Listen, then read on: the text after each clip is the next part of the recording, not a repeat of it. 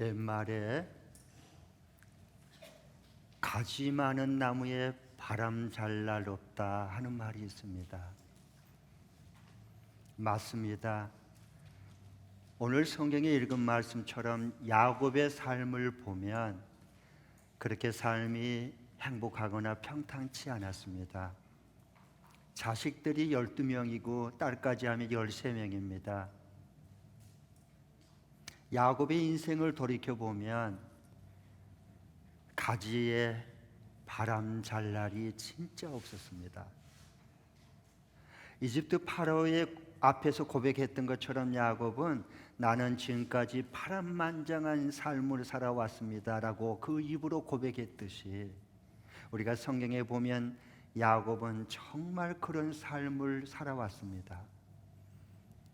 하나님은 그 아들 요셉을 이집트 총리로 나중에 세우셔서 그러나 야곱을 복의 근원으로 그 말년을 정말 13년 동안 눈 감을 때까지 행복한 말년을 보냈습니다.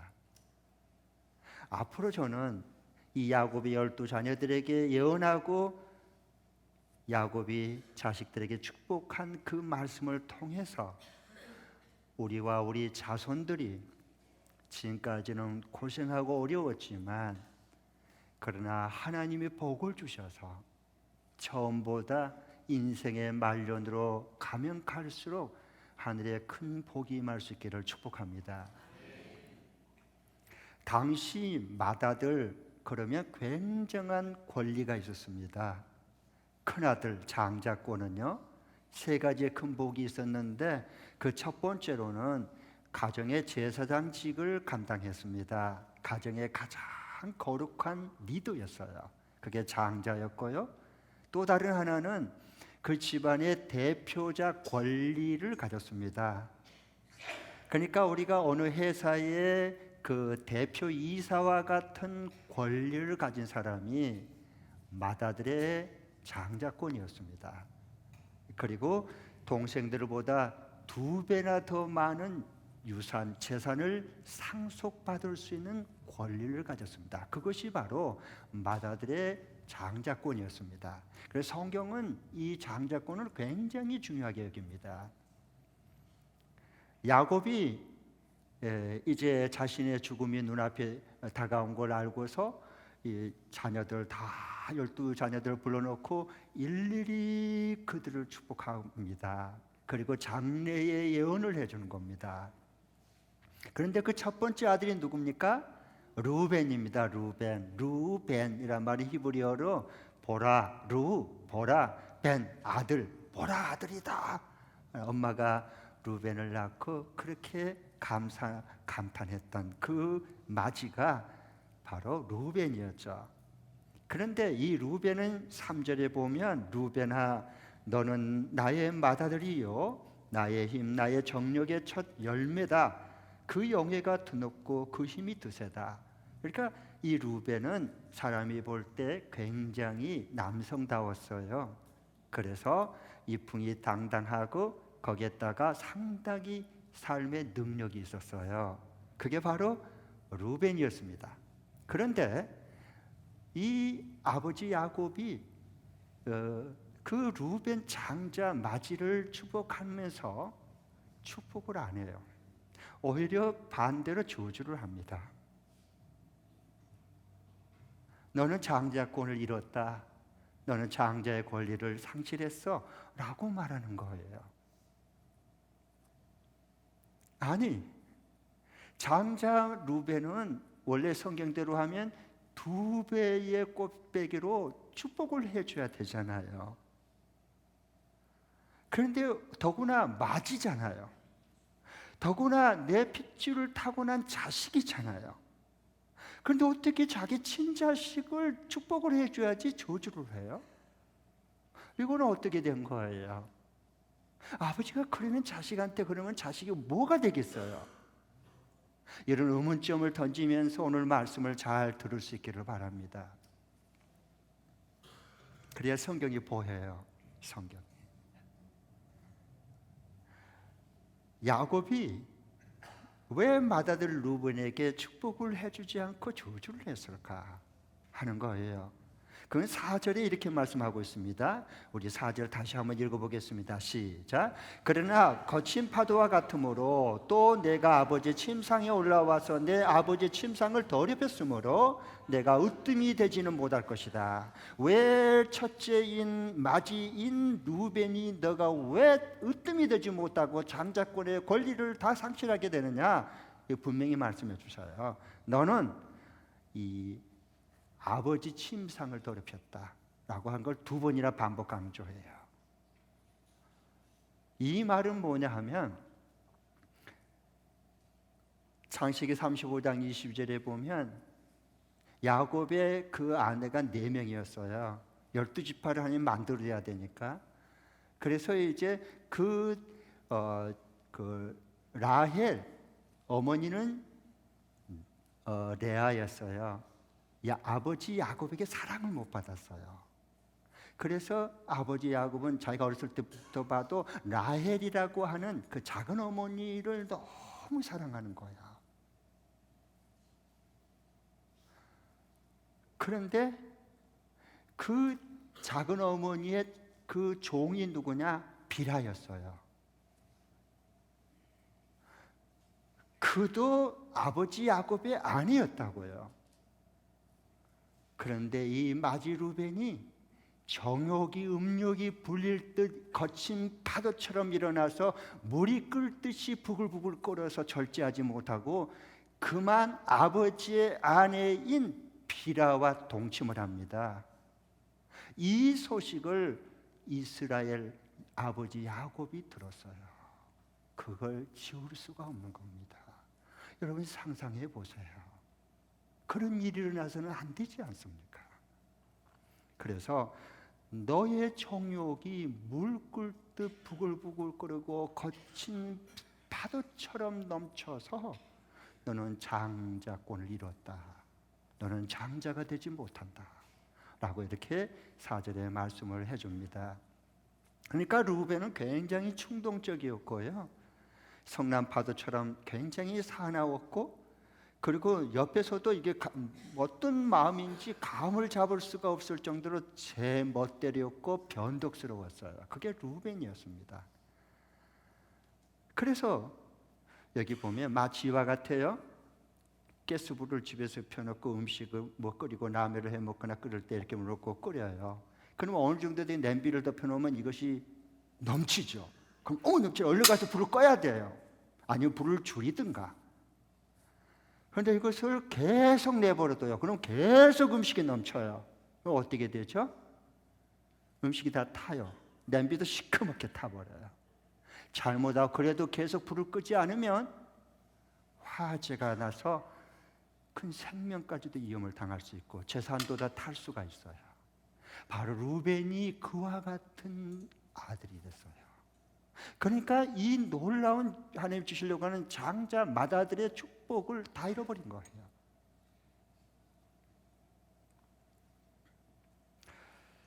그래서 루벤은 나중에 어떻게 되느냐? 역대상 5장 1절에 보니까 이렇게 말씀하셔요. 이스라엘의 맏아들은 루벤이었지만 아버지 침상을 더럽혔기에 똑같이 거기도 기록을 똑같이 해요. 아버지 침상을 더럽혔기에 그 맏아들의 권리를 누구에게 넘겼느냐? 하나님께서 요셉의 아들들에게 넘겼어요. 그래서 2몫을 줘요.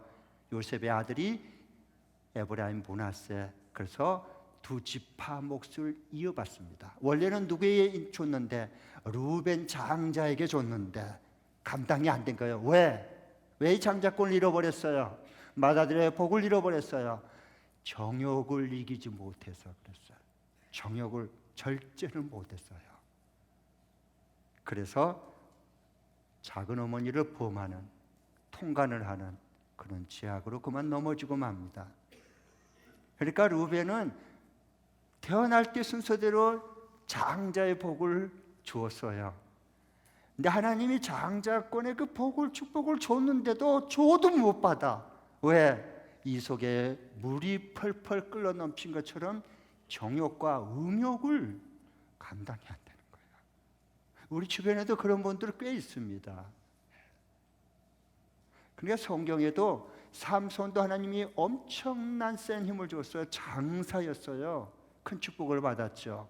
그런데 그 정욕을 불끌 때 이겨내지 못해서 들릴라 이방 여인에게 그만 빠져버리고, 나중에 두 눈 뽑히고 머리털 깎이고 묶어가지고 낙이 맷돌 돌리는 가축 신세로 전락해버려요. 왜요?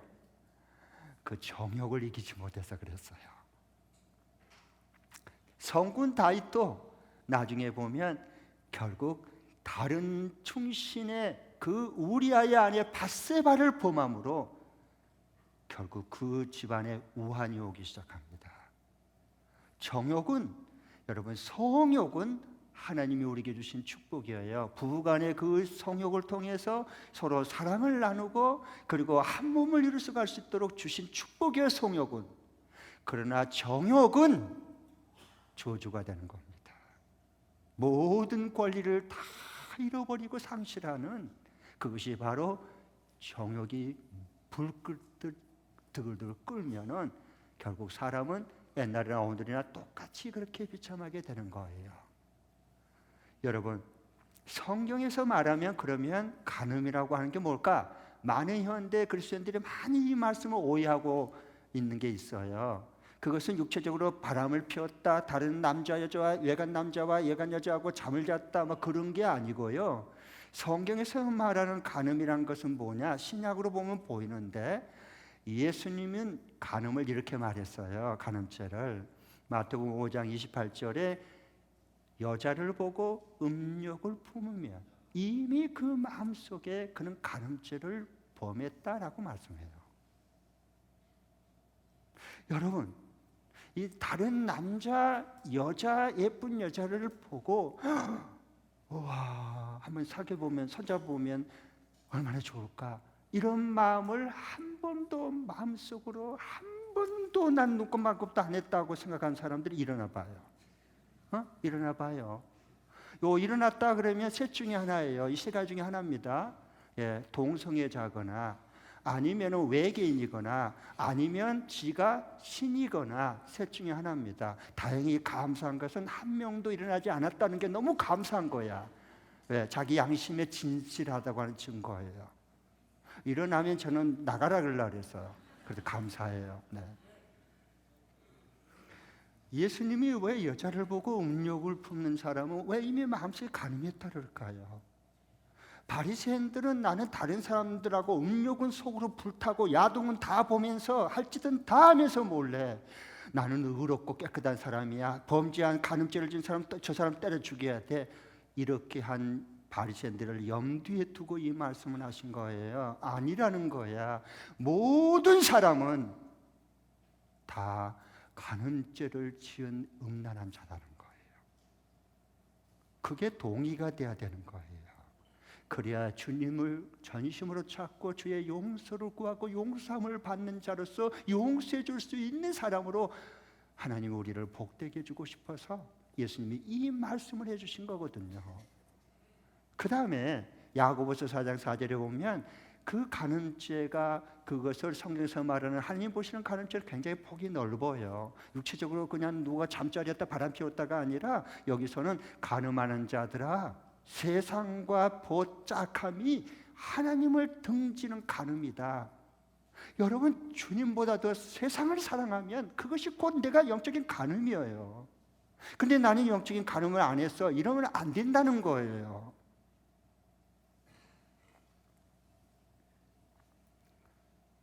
이것이 주님보다 더 세상을 사랑하는 그것이 곧 나의 우상 숭배, 즉 영적인 간음죄를 범하고 사는 사람이다 라고 성경은 우리에게 보게 해주시고 우리 실상을 깨닫게 해주는 거예요. 그러면 우리가 모두 다 영적인 간음죄를 지은 사람이라고요. 내 자신, 자정체성을 알아야 우리의 마음과 생각이 하나님, 나는 가장 지저분한 영적 간음자예요, 이 죄를 내가 어떻게 해야 될까요? 그럼 주님이 주의 보혈의 피로 다 씻겨주세요. 그 용서함 받은 자로서 다른 간음죄를 지는 사람을 용서해 주기가 쉬워지는 거예요. 이게 예수님의 은혜 속에 산 사람이고 이게 예수님의 십자가의 사랑을 맛보아하는 사람이에요. 누가 이렇게 해주신 거예요? 우리 예수님이 이 일을 해주신 거거든요. 그러면 야곱이 자식들을 이렇게 축복할 때 어떤 기준으로 축복을 했느냐? 오늘 49장 28절에 보면 아무렇게나 하지 않아요. 하나님께서 그에게 감동을 줘서 그 축복하고 저주할 것은 저주하고 축복하고 축복하고 하는 것을 하라는 대로 한 것밖에 없어요. 야곱은 자녀를 축복할 때 하나님의 도구일 뿐이라는 말입니다. 여러분 그러면 28절을 봐보십시오. 28절 시작. 이들은 모두 이스라엘의 12지파이다. 그것은 그들의 아버지가 그들을 축복할 때 한 말이다. 그는 아들 하나에게 알맞게 축복했어요. 한 아들 12아들을 축복할 때 한 아들 하나들에게 꼭 알맞게 축복했다라고 성경은 증언해요. 네. 개역 개정판은 각 사람의 아들의 분량대로 야곱이 축복했다 그랬어요. 그러면 이렇게 각 사람에게 알맞게 각 아들의 분량대로 축복을 했는데 왜 루벤마다 맞이인 루벤은 축복이 없어요? 저주만 있어요. 앞으로 네가 이렇게 될 거다 하는 그 예언하는데 축복이 안 들어있어요. 저주만 있잖아요. 네 맏아들 너는 장자권 다 잃었다. 하나님이 너에게 뺏어서 요셉에게 줘버렸다. 이렇게 말하고 끝나는 거예요. 이거 어떻게 축복이 될 수가 있어요? 그런데 성경은 28절에 다시 증언하기를 야곱이 각 아들의 한 사람 하나씩 알맞게 축복했다, 분량대로 축복했다라고 말한 거예요. 그럼 이게 이해 충돌이 일어나잖아요. 여기는 루벤은 저주를 했는데 여기 28절에는 하나님이 각 사람에게 알맞게 축복했다. 이해 충돌이 일어나잖아. 그럼 이걸 어떻게 풀어야 될까요? 이게 우리의 믿음의 갈등이에요. 여기서 빠져나와야 돼요. 예수 진리를 알면, 예수님의 은혜 속에 들어오면 이게 저절로 그냥 술술 풀어지는 거예요. 그래서 진정한 자유함을 살아갈 수 있어요. 그 말씀을 풀어주고 싶습니다. 이것은 예수님은 이 저주, 루벤에게 임한 그 저주를 다른 축복으로 바꿔주신 분이 예수님이세요. 이제 여러분 잘 보시죠. 그래서 우리가 예수님을 알아야 되는 거야. 예수님과 함께 사는 이 귀한 축복을 우리가 빼앗기면 안 돼요. 이게 장자, 예수님 안에서 우리는 장자의 하나님 맏아들이 되는 권리고 권세거든요. 그래서 이 예수님은 이 루벤의 우리들의 저주까지도 음욕으로 다 여러분 간음죄 다 지었다 그랬죠. 마음속으로 세상을 더 주님보다 더 사랑하는 간음자들아, 간음죄를 지은 자들아 다 해당이 되죠. 저와 여러분이. 그런데 이런 당연히 그런 간음죄를 지으면 저주를 받아야 돼요. 그런데 이것을 주님께서, 예수님께서 우리 저주를 십자가에서 담당하고 그걸 그냥 축복으로 바꿔주셨거든요. 그 바꿔주심으로 우리 인간이 노력한다고 안 바꿔줘요. 주님이 바꿔주시니까 인생이 바뀌잖아요. 그런 축복이 함께 할 수 있기를 바랍니다. 그래서 여기 보면은 우리는 축복이란 말을 복받았다라고 한 것을 굉장히 세상적인 복의 기준으로 딱 가지고 있고 색안경을 끼고 봐요. 그러니까 내가 축복받은 것 같지 않는 사람은 늘 초라하게 보이는 거야. 아셨어요? 왜냐하면 성경에서 말하는 축복은 그런 게 아니에요. 여기 루벤을 축복을 안 준 것처럼 보이지만 사실 축복을 해준 거예요. 왜냐, 우리 세상적인 축복 기준을 가지고 자꾸 선입견이 있기 때문에 이게 이해가 안 된단 말이에요. 내가 얼마나 예수님 안에서 큰 복을 받은 사람인가, 이게 자기 자아 정체성이 확실하게 그려지지 않거든요. 여러분, 성경에서 말하는 복은 모든 것이 내 생각대로 잘 되어야 그게 축복이다 이렇게 말하지 않아요. 축복의 개념부터 바꿔야 돼요. 그게 예수님의 진리예요. 그러니까 모든 것이 다 잘 돼서 복이 될 수도 있지만 그건 다 착각이고요. 성경에서 말하는 새로운 이해가 되는 복이 있어요. 그게 뭐냐? 제가 그걸 알고 너무 기쁘고 감사했는데요. 그게 뭐냐 하면 한 번은 깨어져야 돼. 이게 복이야. 한 번은 꺾어져야 돼. 이게 복이야. 아셨어요? 한 번은 떨어져야 돼. 뚝 떨어져야 돼. 이게 그 남은 인생 하나님 예수님 안에서 겸손히 살아가는 축복의 삶이 되는 거예요. 우리는 늘 기도한 게 뭐냐? 늘 우리는 축복에서 멀어진 게 뭐냐? 떨어질까 봐, 꺾일까 봐, 잃어버릴까 봐. 이거 전부 다 축복이라고 생각을 안 해요. 우리는 다 이것을 화라고 생각해요. 그러니까 주님이 주시는 그 축복에 그 사람 안에서 살아가기가 그래서 어려운 거예요. 아셨죠? 예수를 믿는데 세상 사람들이 정해놓은 그 기준에 의해서 축복을 맞추려니 이것도 안 되고 저것도 안 되는 삶을 계속 나이 먹어가면서 살아가기 쉬워요. 우리가요. 그건 아니에요. 이걸 뒤바뀌어 주는 게 뭐냐? 예수님이 이 세상에 오신 거거든요. 네. 아멘. 그래서 정말 이 한 번은 꺾여져야 됩니다. 야곱도 환도뼈를 우지직 하고 한번 꺾어버렸어요. 이 엉치뼈를요. 쩔뚝쩔뚝하고 그것도로 지 마음대로 못 도망다니고 마음대로 걸어가지 못하도록 한 번은 약복 강가에서 하나님께서 환도뼈를 쳐서 부러뜨렸어요. 꺾어져야 돼. 꺾어져야지. 그래야 나의 옛사람이 죽어지는 거야. 그리고 예수님 안에서 새 사람으로 살아가는 이거 진정한 복이에요. 하나님이 이런 축복을 우리에게 주시기를 원하시거든요. 한 번은 꺾어지고 그리고 한 번은 떨어져야 돼요. 떨어져야 됩니다. 그게 복이 됩니다. 여러분, 제가 부교육자 때 어느 열심히 있는 신앙생활 하는데 그 자녀들이 너무 공부를 잘해. 제가 잠실에서 그 전도사 전임 사역을 했거든요. 공부를 기가 막히게 항상 국민학교 때부터 시작해서 고등학교 고3이 됐는데 이 아들이요, 이게 고3까지 1등 떨어져봤자 2등, 항상 1등, 잘못 조금 못 보면 2등이야. 고3이에요. 이제 대입 눈앞에 들어왔어요. 그러니까 이제 다른 부모님들은 새벽 기도를 안 나오다가도 나와서 우리 하나님 아버지 꼭 대학교 들어가야 됩니다. 하나님만 떨어지면 하나님 망신, 나도 망신, 우리 자식 망신, 이제 큰일 납니다. 꼭 들어가게 주시옵소서. 다들 그렇게 기도해, 울고불고. 그런데 이 어머니가요 저한테, 전도사님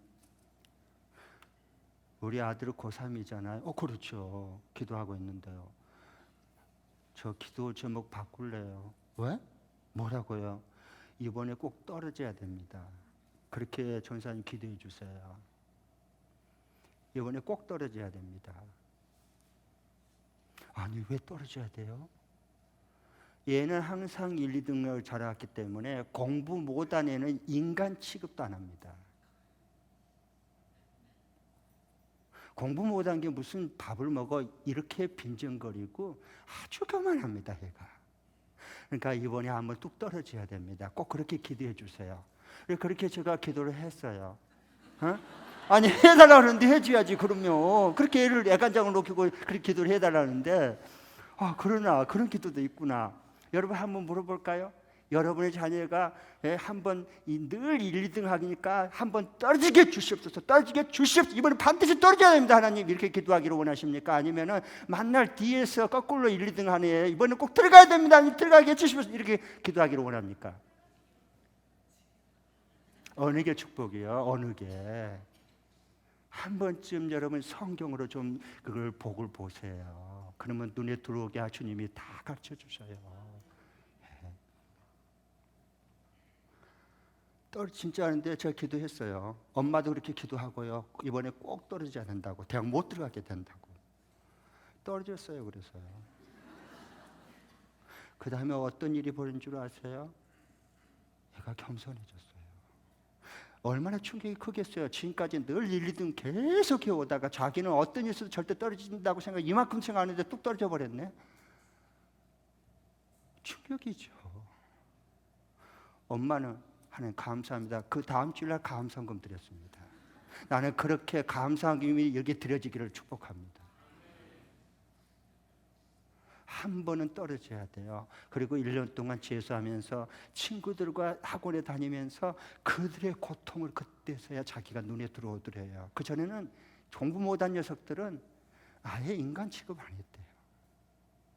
사람이 된 거예요. 사람이 된 거예요. 그리고 그 다음에 열심히 해서요, 자기가 원하는 정말 귀한 대학에 들어갔어요. 한 번은 꺾어야 돼요. 한 번은. 여러분, 정말 한 번은 내 자신이 꺾어줘야 됩니다. 주님의 말씀 앞에, 주님의 그 언약 앞에, 주님 나라 앞에, 뜻 앞에 한 번은 꺾어지고 이게 불이 꺼져야 돼. 비록 아픔이 있지만 그렇지 않고 어떻게 하나님의 사람 축복의 통로가 되겠어요? 한 번은 떨어져야 돼. 성진 시험 한 번 떨어져야 돼.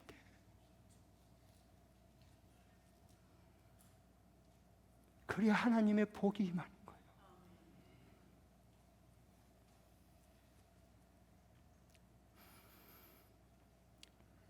루벤은 하나님은 이 불타는 정욕 마다들로서 주체를 못하는데 그 끓는 냄비 같은 그것을요 하나님이 팍 꺼뜨렸어요.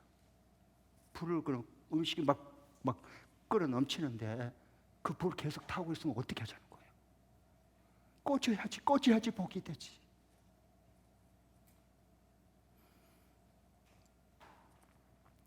그래서 나중에 모세가 축복 기도를 해요.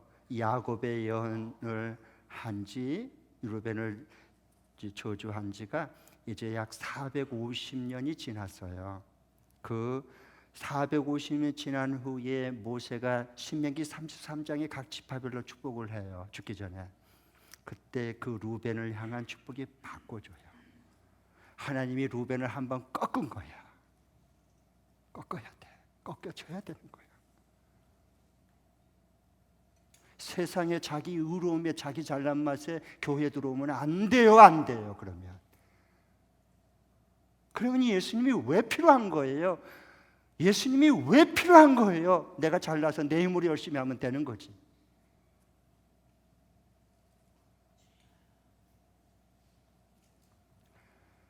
그래서 나중에 12지파를 축복할 때, 예언하고 축복할 때 그 저주를 바꿔주시는데 신명기 33장 6절에 보면 이렇게 말씀하셔요. 루벤은 수가 적으니 잘 살게 해주시고 그 수가 적어지지 않도록 하나님 지켜주십시오 라고 기도하면서 루벤 지파를 축복해요. 한번 꺾어지니까 그 다음부터 달라지는 거예요. 그래서 여러분, 우리가 이 세상을 살아가면서 이 마다들, 하나님 예수님 안에 있는 사람들은 마다들이에요. 이 하나님이 예수님 안에서 주신 그 풍성한 복을 지켜야 돼. 복을 받는 것도 더 받는 것도 중요하지만 이미 예수님 안에서 우리에게 준 이 복을 지키는 것은 더 중요한 거야. 지키지 못하고 감당하지 못한 거 다 부글부글 끓고 넘치는 거 다 쏟아버리고 다 타버려 시커멓게요. 그게 무슨 축복이 되겠어요? 의미가 없어요. 성경에 보면 다 마다들 권리에 대한 싸움 얘기입니다. 그래서 에서가 야곱을 장자권 빼앗아갔다고 그리고 빼앗겠다고 죽이려고 했고요. 사울 왕은 다윗 왕이 자기 왕권 장자권 빼앗아갔다고 창을 던지고 악신이 들려서 미치광이가 될 정도로 죽이려고 했어요. 다 마찬가지. 예수님 당시에는 신약에 보면 복음서에 바리새인들이 자기들이 장자권인데 권리를 예수님이 자기가 참 하나님의 아들이라고 하는 예수님이 장자권이 글로 넘어갔다고 말하니까 잡아 죽이고 결국 십자가에 제거하잖아요. 다 이런 마찬가지예요.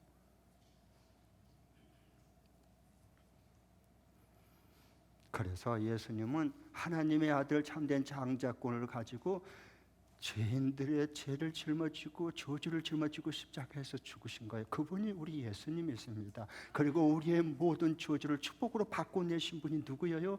예수님밖에 없어요. 그래서 저는 이 목사는 예수님을 그렇게 구하고 싶고 믿고 싶고 예수님과 함께 살고 싶은 거예요. 그 장자권을 잃어버리지 않고 싶은 거예요.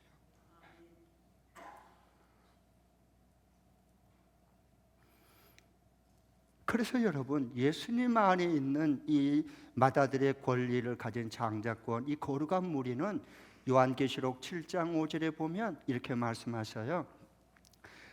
거룩한 무리, 이 이마에 도장을 찍힌 사람, 너는 내 종이다, 너는 내 맏아들이다, 장자다, 거룩한 무리다 라고 하나님이 인정한 도장을 꽉 찍어준 그 이마에 성령의 인이 친 사람들, 찍힌 사람들, 요 사람들이 하나님의 종이다 그랬어요. 요 사람들의 총수가 각 지파별로 해서 14만 4천 명을 말하는 거예요. 그런데 그 중에서도 요한계시록에 보면 순서가 많이 달라져요.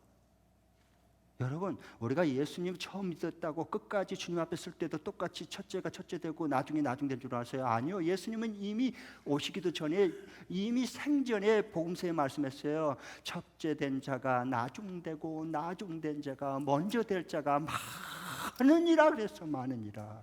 네. 영적인 질서는 인간의 순서가 절대 아닙니다, 여러분.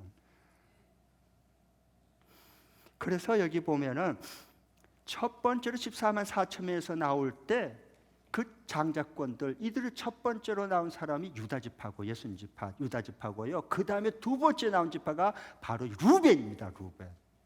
하나님의 저주를 축복으로 바꿔주신 증거예요.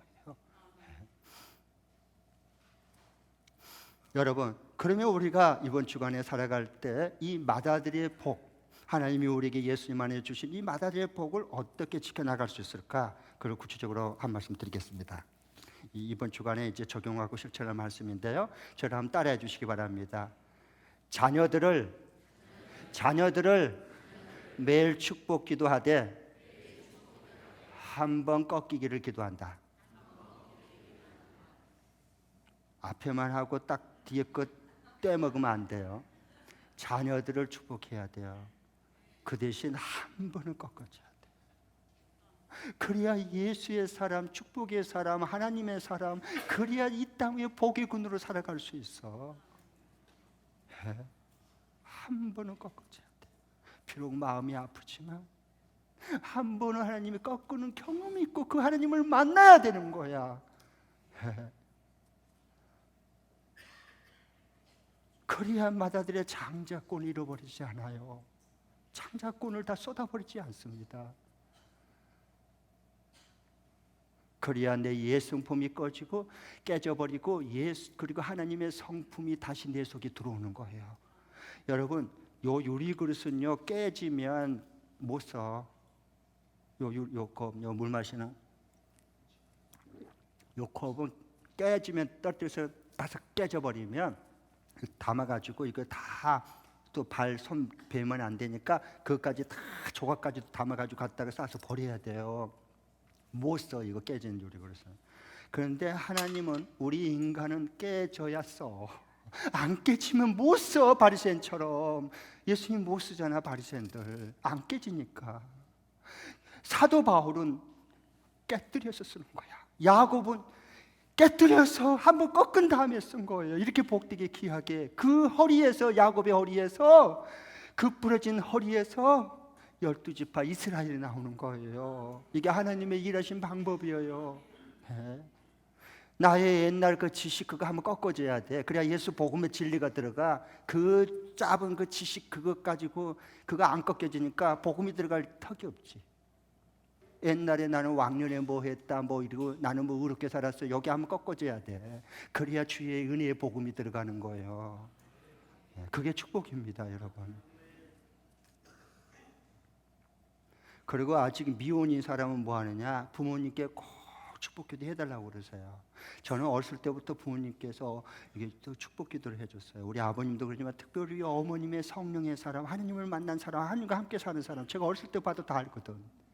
가짜인지 진짜인지. 늘 축복기도 해줬어. 학교 갈 때도 늘 축복기도 해서 기도받고 갔어. 아프면 약국에 가지 않고 기도하면 그냥 나. 그러고 자랐어요. 결국 자녀는 축복 기도한 대로 돼요. 하나님의 역사입니다. 여러분, 애들을 자식들 여가지 비난하지 말고 축복 기도해 주세요. 그래서 예수님이 그 십자가 지고 갈 때 여인네들이 따라오면서 막 엉엉 우니까 가슴 아파서 너희들이 나를 위해 울지 말고 너와 너 자식을 위해서 울어라 그래. 그게 복된 인간이 인생이 되니까. 저는 지난 2월달 금년 2월달에 우리 설 명절을 지냈지 않습니까? 그때 명절 때 저희 이제 자녀들이 이제 시골에 계신 아버님 뵙기 위해서 이제 갔어요. 다 모였어요. 우리 아버님이 86세예요. 96세예요. 96세. 지금도 건강한 청춘이야. 자전거 타고 다녀. 하나님이 처음에 헌신할 때 꺾일 때 약속을 같이 주셨어요. 건강과 명예는 끝까지 주겠다. 근데 그대로 하나님이 이루신 것을 저희들은 그냥 목도하는 거예요. 하나님은 우리 인간의 생각과 계산이 안 들어와요. 이해 못해요. 하나님 하신 대로. 하나님이 하시는 그거 놀랍고 신기로워. 알면 할수록. 그때 이제 2월 달에 설 명절 때 우리 자녀들이 모여서 세배 올리고 같이 시간을 보낼 때 우리 아버님이 우리가 이제 끝나기 전에 올라오기 전에 모이라 그랬어요. 여기 야곱이 사랑하는 자식들 다 모여라라고 한 것처럼 다 모이라 그랬어요. 중요한 얘기를 하나 하겠다. 내가 살면 얼마나 살겠느냐. 죽음이 왜 언제 올지 모르지 않느냐. 그러니까 중요한 말을 하니까 잘 귀담아 들으고 그렇게 꼭 해달라고 그렇게 당부를 해줬어요. 그러면서 참그 하나님의 그 지혜, 우리 아버님의 지혜가 아니라 하나님이 주신 지혜를 볼 수가 있었어요.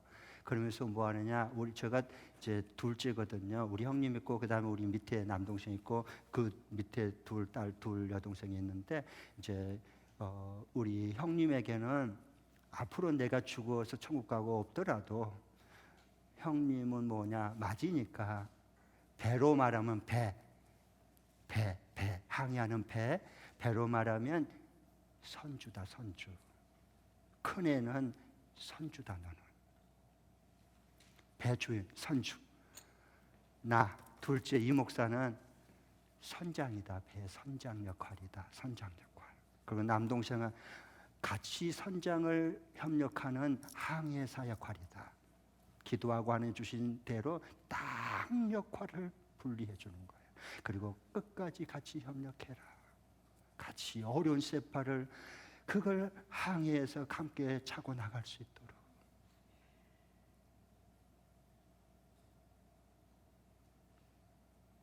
저는 우리 아버님을 통해서 하나님을 만났고 이런 아버님을 주신 하나님께 너무 감사해요. 이런 축복을 주신 게 너무 감사해요. 저는 생전에 우리 어머님을 통해서 하나님을 깊이 경험하고 알기 시작했어요. 너무 감사해요.